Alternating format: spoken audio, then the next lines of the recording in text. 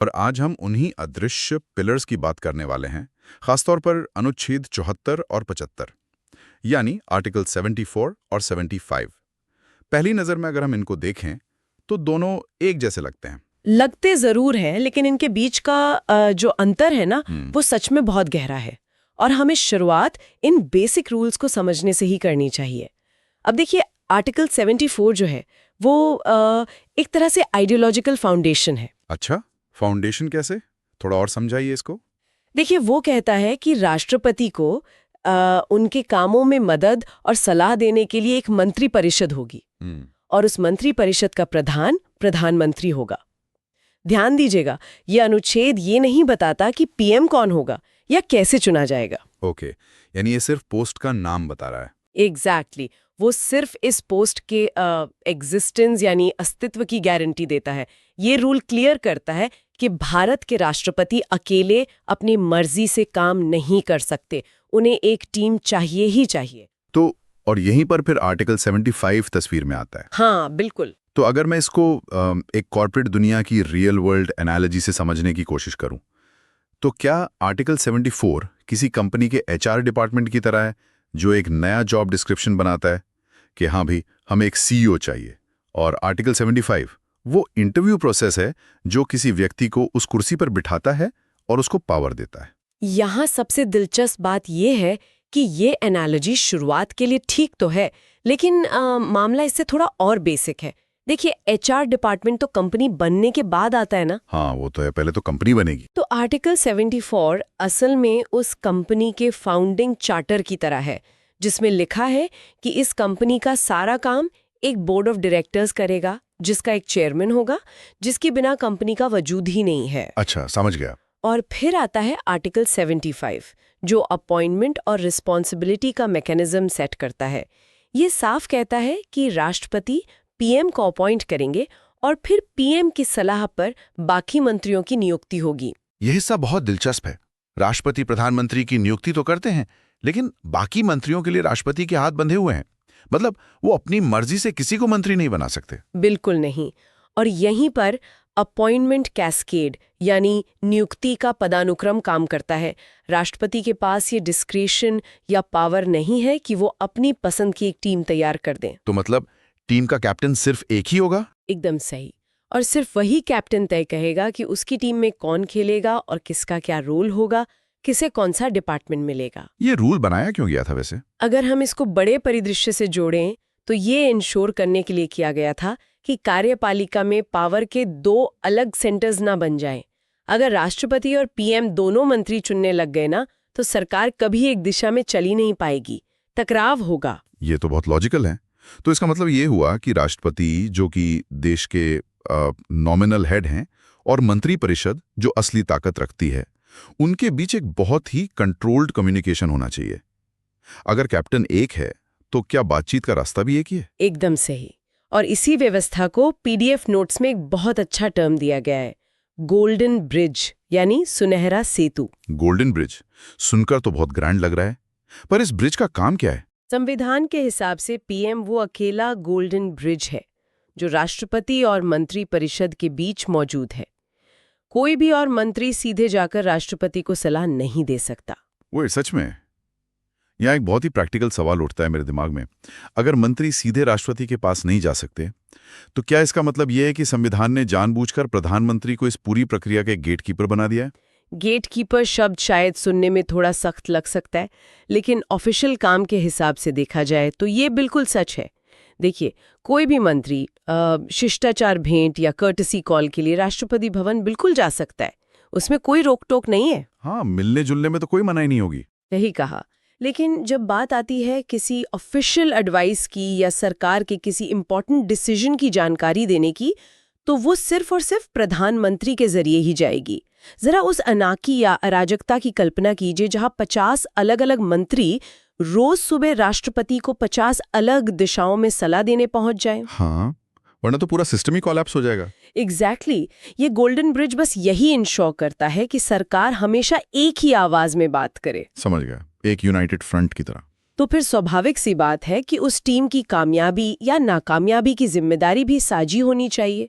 और ये हमें पीडीएफ के अगले कॉन्सेप्ट की तरफ ले जाता है, जो पार्लियामेंट्री डेमोक्रेसी की रीढ़ की हड्डी है, सामूहिक उत्तरदायित्व यानी कलेक्टिव रिस्पॉन्सिबिलिटी। हाँ, और इसको एक्सप्लेन करने के लिए नोट्स में एक बहुत ही बढ़िया फ्रेज यूज हुआ है। बिल्कुल, वो मशहूर वाक्य है ना, तैरते एक साथ है, डूबते एक साथ है।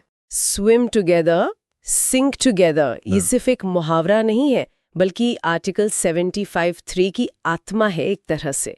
ये रूल क्लियर कहता है कि मंत्री परिषद कलेक्टिवली लोकसभा के प्रति उत्तरदायी होगी। सिर्फ लोकसभा के प्रति, अपर हाउस यानी राज्यसभा के प्रति नहीं? नहीं, सिर्फ लोकसभा, क्योंकि ध्यान रखिए, लोकसभा में सीधे जनता द्वारा चुने गए प्रतिनिधि बैठते हैं।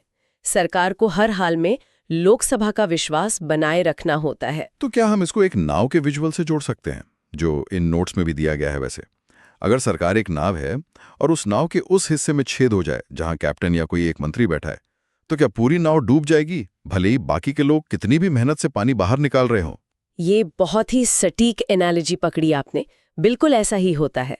मान लीजिए संसद में किसी एक मंत्री के डिपार्टमेंट के खिलाफ नो कॉन्फिडेंस मोशन या अविश्वास प्रस्ताव लाया जाता है और वो पास हो जाता है।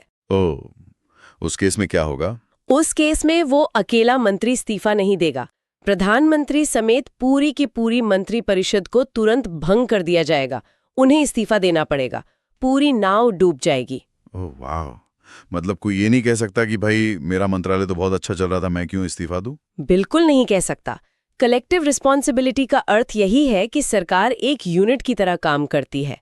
कैबिनेट मीटिंग के अंदर आप कितनी भी बहस कर लें, डिसएग्रीमेंट दिखा दें, पर जब एक बार फैसला हो गया तो बाहर आकर हर मंत्री को उस फैसले का बचाव करना ही पड़ेगा। और अगर कोई नहीं करना चाहे तो अगर कोई मंत्री खुलेआम सरकार के फैसले से असहमत होता है तो उसे पद छोड़ना ही पड़ता है। वो सीट पर नहीं रह सकता। ये सच में टीम वर्क का सबसे स्ट्रिक्ट फॉर्म है। अब तक हमने पूरी थ्योरी समझ ली, आर्टिकल 74 का एग्जिस्टेंस, 75 की नियुक्तियां, गोल्डन ब्रिज और वो नाव का एक साथ डूबना और तैरना। हाँ, बेसिक रूल्स तो क्लियर हो गए हैं। लेकिन इन किताबी नियमों के फ्रेम में आज़ादी से लेकर अब तक 14 से ज्यादा चेहरों ने इस रियल प्रधानमंत्री की कुर्सी पर बैठकर काम किया है। इनका पूरा इतिहास बड़ा फैसिनेटिंग है और पीडीएफ बताती है कि इसको हम 3 अलग-अलग फेजेस या युगों में बांट सकते हैं। हाँ, भारत का पॉलिटिकल हिस्ट्री 3 बहुत ही क्लियर फेजेस से गुजरा है। पहला फेज था 1947 से 1970 तक, जिसे एक पार्टी के दबदबे वाला युग कह सकते हैं, जहां सेंटर में स्टेबल सरकारें थीं। राइट। फिर दूसरा फेज शुरू होता है 1977 से 1999 तक। ये सच में कोलिशन यानी गठबंधन का दौर था, जहां राजनीति में इतनी उथल-पुथल रही कि सरकारें कुछ महीनों या कभी-कभी तो कुछ दिनों में ही गिर जाया करती थीं। और उसके बाद तीसरा फेज? तीसरा फेज है 1999 से लेकर प्रेजेंट टाइम तक, जहां हम वापस से स्थिर सरकारों और पूर्ण बहुमत वाले दौर में आ गए। अब इन तीनों फेजेस में जो सबसे बड़ी मुश्किल आती है ना किसी के लिए भी, वो है इतने सारे प्रधानमंत्रियों के नाम और उनकी क्रोनोलॉजी याद रखना, खासतौर पर उस दूसरा फेज में जहां इतनी तेजी से पीएम बदले। लेकिन हमारे सोर्स मटेरियल में इन इतिहास के पन्नों को याद रखने की एक बहुत ही शानदार और मैजिकल मेमोरी ट्रिक दी गई है। हाँ, इन्फॉर्मेशन को इस तरह चंकिंग करके याद रखना ना साइंस के हिसाब से भी बहुत इफेक्टिव होता है। मैं इसको एक तरह का पीएम मेट्रो मैप कहना पसंद करूंगा, वाह, जो हमें एक स्टेशन से दूसरे स्टेशन तक बड़ी आसानी से ले जाता है। बिल्कुल। ये बस रटने का तरीका नहीं है, ये दिमाग में एक पूरी कहानी बुन देता है इवेंट्स के आसपास। तो चलिए इस पीएम मेट्रो मैप के पहले हिस्से को खोलते हैं। मैं थोड़ा डीपली इस ट्रिक के पूरे स्ट्रक्चर को रीड करता हूँ। ये एक कविता जैसी है। तो पहली लाइन कहती है, जवाहर बने लाल, फिर इंदिरा बनी देश की, तब चरण छूकर इंदिरा ने राजीव को विश्व का चंद्र बनाया। सुनने में कितनी आसान लगती है, पर इसमें पूरा एक एरा छिपा है। वही तो, मैं सच में इस मेमोरी ट्रिक को लेकर बहुत एक्साइटेड हूँ। चलिए इसको साथ मिलकर डिकोड करते हैं। जवाहर बने लाल, यहां जवाहर से तो क्लियर कट हमारे पहले प्रधानमंत्री जवाहरलाल नेहरू हो गए। फिर लाल से लाल बहादुर शास्त्री आए और उसके बाद इंदिरा से इंदिरा गांधी। यहां तक तो आसान है। हाँ, क्योंकि वो पहला स्टेबल वाला युग था। इसके बाद कहानी में पहला बड़ा पॉलिटिकल ट्विस्ट आता है, साल 1977। हाँ, कविता कहती है फिर इंदिरा बनी देश की। देश की से यहाँ क्या मतलब निकल रहा है? यहाँ देश शब्द का इस्तेमाल मोरारजी देसाई के लिए किया गया है। देसाई भारत के पहले नॉन कांग्रेस प्रधानमंत्री थे। ये वो एग्जैक्ट टाइम था जब सेंटर में पहली बार किसी एक पार्टी का डोमिनेंस टूटा था। ओ, देश से देसाई, ये बहुत ही क्रिएटिव है। और फिर कविता आगे बढ़ती है, तब चरण छूकर, इसका तो सीधा सा मतलब है चौधरी चरण सिंह। फिर लाइन है, इंदिरा ने राजीव को, तो इसका मतलब इंदिरा गांधी की पावर में वापसी होती है और उनके बाद उनके बेटे राजीव गांधी पीएम बनते हैं। बिल्कुल सही पकड़ा आपने। और फिर आता है 1999 के बाद का वो वक्त जिसे भारत की राजनीति का सबसे ज्यादा अनस्टेबल टाइम माना जाता है। हाँ, और कविता का अगला हिस्सा उसको कवर करता है। विश्व का चंद्र बनाया, तो विश्व से हो गए वीपी सिंह यानी विश्वनाथ प्रताप सिंह, और चंद्र से चंद्रशेखर। सही। इस तरह से पहला बड़ा फेज पूरा हो गया याद रखने में।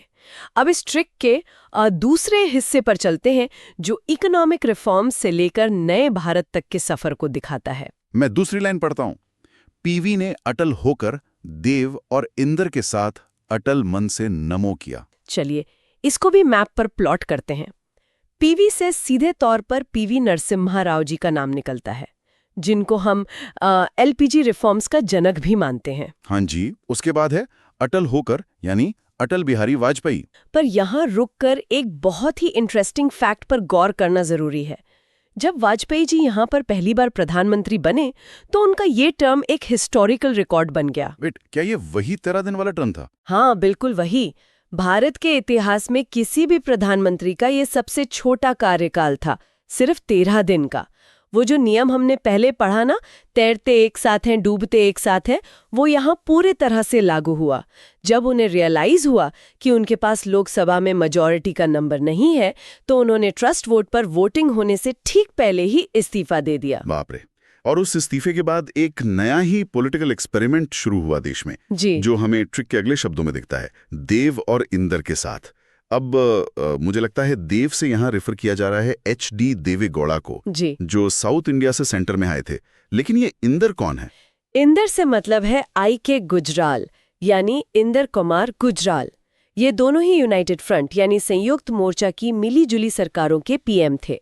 और PDF के हिसाब से गुजराल जी विशेष रूप से अपनी गुजराल डॉक्ट्रिन के लिए इतिहास में जाने जाते हैं। गुजराल डॉक्ट्रिन? हाँ, ये फॉरेन पॉलिसी यानी पड़ोसी देशों के साथ रिलेशंस का एक बहुत ही इंपॉर्टेंट प्रिंसिपल था। बहुत बढ़िया। इसके बाद कविता वापस ट्रैक पर आती है अटल मन से, तो इसका सीधा सा मतलब है अटल बिहारी वाजपेयी जी की सत्ता में वापसी हुई और इस बार उन्होंने अपना पूरा कार्यकाल पूरे 5 साल कंप्लीट किए, जो कि उस टाइम पे किसी नॉन कांग्रेस प्रधानमंत्री के लिए पहली बार हो रहा था। सही। और फिर इस अटल मन से वाले फ्रेज में जो मन है उसको डिकोड करना बचा है। मन से ऑब्वियसली डॉक्टर मनमोहन सिंह, उनका प्रोफाइल तो अपने आप में एक बहुत बड़ी मिसाल है। एक ऐसा इंसान जो RBI का गवर्नर रहा हो, फाइनेंस मिनिस्टर रहा हो और फिर वहां से चलकर देश के सबसे बड़े एग्जीक्यूटिव पोस्ट तक पहुंचा। एकदम सही। और फिर मेमोरी ट्रिक की आखिरी लाइन आती है नमो किया से, यानी प्रेजेंट प्रधानमंत्री नरेंद्र मोदी। ये सच में कमाल है। पूरा का पूरा टाइम ट्रैवल सिर्फ एक छोटे से पैराग्राफ में सिमट गया। लेकिन जहां एक तरफ हमने ये क्रोनोलॉजी सीखी, वहीं इन PMs के सफर में कुछ ऐसे ट्रिविया या बारीक डिटेल्स हैं जो PDF के एग्जाम मैट्रिक्स सेक्शन में है। ये फैक्ट्स हमारे शुरुआती धारणाओं को पूरी तरह चैलेंज करते हैं। वही बात कर रहे हैं ना कि PM हमेशा सीधे पब्लिक से नहीं चुने जाते हैं। एग्जैक्टली। देखिए, मैट्रिक्स के डेटा के हिसाब से इतिहास में 4 ऐसे PM हुए हैं जो अपर हाउस यानी राज्यसभा के मेंबर थे। हाँ, नंबर्स बिल्कुल ठीक हैं आपके। 1966 में जब इंदिरा गांधी पहली बार PM बनी तो वो राज्यसभा में थी। फिर 96 में देवे गौड़ा, 97 में IK गुजराल और 2004 में डॉक्टर मनमोहन सिंह। तो यहाँ पर एक प्रैक्टिकल और क्रिटिकल सवाल उठता है। जिस PM पोस्ट के पास इतनी सारी असीम शक्तियां हैं, क्या उसे हमेशा लोकसभा से नहीं आना चाहिए जहां डायरेक्ट लोग वोट करते हैं? क्या हमारे संविधान ने यहाँ थोड़ी रिलैक्सेशन नहीं दे दी इस नियम में? ये सवाल नेचुरल है और बहुत वाजिब है, लेकिन इसका जवाब उन संविधान निर्माताओं की दूरदृष्टि में छिपा है। जब हम वापस आर्टिकल 75 को ध्यान से पढ़ते हैं तो वो सिर्फ ये कहता है कि कोई भी मंत्री, जिसमें खुद PM भी शामिल हैं, उनको संसद के किसी भी सदन का सदस्य होना जरूरी है। तो दोनों सदनों के रास्ते खुले रखे गए। हाँ, और ये जानबूझकर किया गया। क्योंकि लोकतंत्र सिर्फ चुनाव के मैथमेटिक्स तक सीमित नहीं है, ये अडेप्टेबिलिटी का भी नाम है। एक सेफ्टी मैकेनिज्म चाहिए। मान लीजिए देश पर कोई क्राइसिस आई है और उस वक्त एक ऐसे एक्सपर्ट की ज़रूरत है जो चुनावी उथल-पुथल में शामिल ना होना चाहें।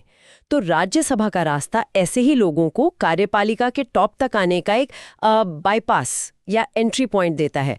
डॉक्टर मनमोहन सिंह जैसा इकोनॉमिस्ट इसका सबसे बड़ा और बढ़िया एग्जाम्पल है। मतलब ये लचीलापन या फ्लेक्सिबिलिटी कोई फ्लॉ नहीं है, बल्कि सिस्टम का एक बहुत ज़रूरी फीचर है।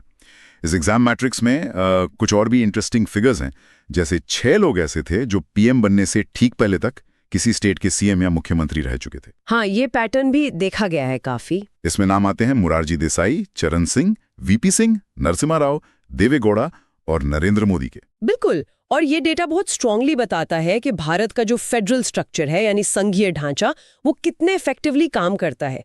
स्टेट्स के ग्राउंड रियलिटी से चिपके हुए नेता जब सेंटर में आते हैं तो उनका एडमिनिस्ट्रेशन का एक अलग ही लेवल का एक्सपीरियंस होता है। इसके अलावा मैट्रिक्स में एक और फैक्ट है जो थोड़ा दुखद है। वो निदान वाला फैक्ट। हाँ, हमारे 3 पीएम्स का उनके पावर में रहते हुए ही निधन हो गया था। जवाहरलाल नेहरू, लाल बहादुर शास्त्री और इंदिरा गांधी। लेकिन इन तीनों ही सेंसिटिव सिचुएशंस में देश ने अपना पावर ट्रांसफर इतनी शांति से होते हुए देखा है, जिसका मिसाल मिलना आसान नहीं है। ये अपने आप में सच में बहुत बड़ी बात है। अगर हम बाकी दुनिया के इतिहास को उठाकर देखें ना, तो अचानक लीडरशिप के गायब होने पर अक्सर उन देशों में आर्मी को या सिविल वॉर हो जाते हैं, पर हमारे यहाँ ऐसा नहीं हुआ। और यहीं से वापस वो बुनियादी पिलर्स कनेक्ट होते हैं।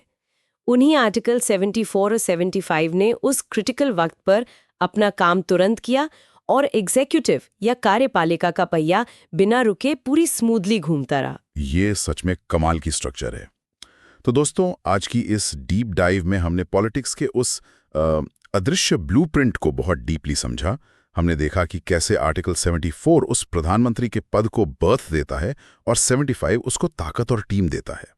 फिर हमने उस गोल्डन ब्रिज से होते हुए राष्ट्रपति और कैबिनेट के कनेक्शन को नेविगेट किया, सामूहिक उत्तरदायित्व के उस सख्त नियम को समझा कि तैरते एक साथ हैं, डूबते एक साथ हैं।